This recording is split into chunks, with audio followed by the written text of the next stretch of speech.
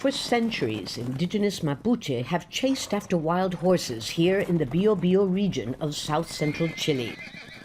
44-year-old ADAN Romero CHEUQUEPIL still does. But he's now preparing to chase something far more elusive.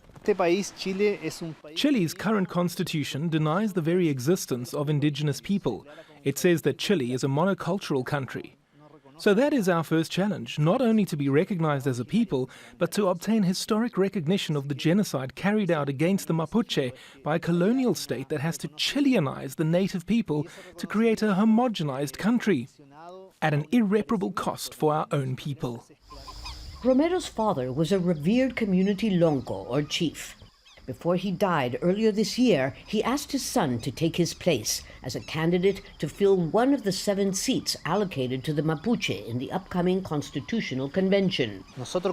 We believe that first there has to be a historic recognition of what happened to generate justice and reparation and compensation for the damage done to our people, just like the German state has done to compensate victims of the Holocaust. The indigenous Rapa Nui people on Easter Island, to the Aymaras in northern Chile, will have seats at the convention, but the largest number is reserved for the Mapuche, the most numerous, the most dispossessed, and the most combative indigenous people in the country.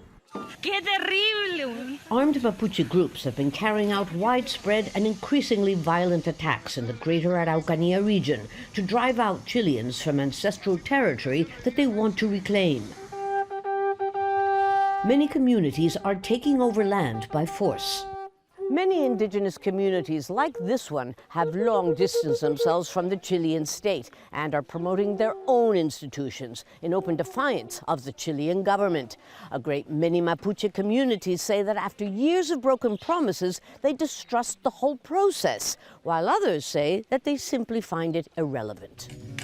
But Mapuche writer and activist Pedro Cayuqueo, who is also a constitutional candidate, believes this is a historic opportunity to find a political solution to the conflict. The recognition of plurinationality in the new constitution opens the way for indigenous nations to demand internal self-determination. It implies exercising their cultural rights and defining and administering their economic resources, which currently is impossible. The new constitution won't solve the current conflict or heal deep old wounds overnight. But hopefully, official recognition of Chile's indigenous culture and its linguistic and spiritual wealth will be an important first step. Lucia Newman, Al Jazeera, Lonquimay, Chile.